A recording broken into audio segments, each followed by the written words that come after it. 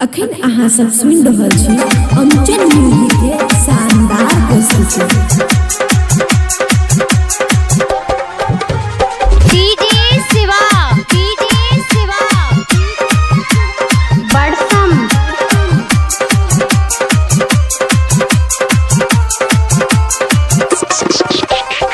डाली के रंगवा पीली हुए भंगवा, डाली के रंगवा पीली हुए भंगवा, गौए दिमाग ओकर डोल। ये सखी राते देवरा नशा में, ये सखी राते देवरा नशा में, कटी हुए भटार वाला रोल। ये सखी राते देवरा नशा में, कटी हुए भटार वाला रोल। ये सखी राते देवरा नशा में, कटी हुए भटार वाला रोल। हुए भटार वाला रोल। डाली के रंगवा पीली हुए भंगवा, डाली के रंगवा पीली हुए भंगवा, गौए दिमाग ओकर डोल।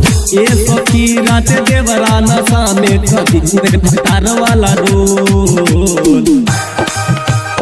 खुशी रिकॉर्डिंग स्टूडियो बलुआहा।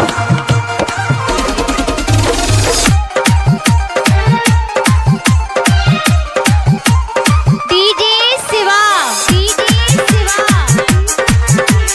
बड़सम अबे अबीरवा लगावे के बहाना, होलिया में लूट ले बा पूरा खजाना, पूरा खजाना, पूरा खजाना। अबे अबीरवा लगावे के बहाना, होलिया में लूट ले बा पूरा खजाना। चोली के बीचे लहंगा के नीचे, चोली के बीचे लहंगा के नीचे, चाकर को दी हवे हो। ये सखी राते देवरा नशा में, ये सखी राते देवरा नशा में, कटी हुए भटार वाला रोल।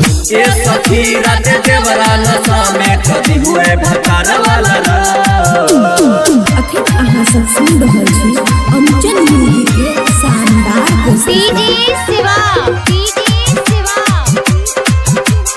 बड़सम हिले बदन पूरा रहे न हंसने, पहले बा गड़बड़ी होली के जोश में, होली के जोश में, होली के जोश में। हिले बदन पूरा रहे न हंसने, पहले बा गड़बड़ी होली के जोश में। अरे मटक के भुइया पटक के, अरे मटक के भुइया पटक के, दिलस चोली हमर खोल। ये सखी राते देवरा नशा में, ये सखी राते देवरा नशा में, कटी हुए भटार वाला रोल।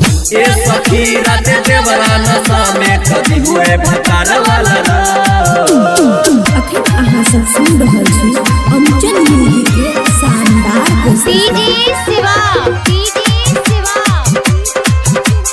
बड़सम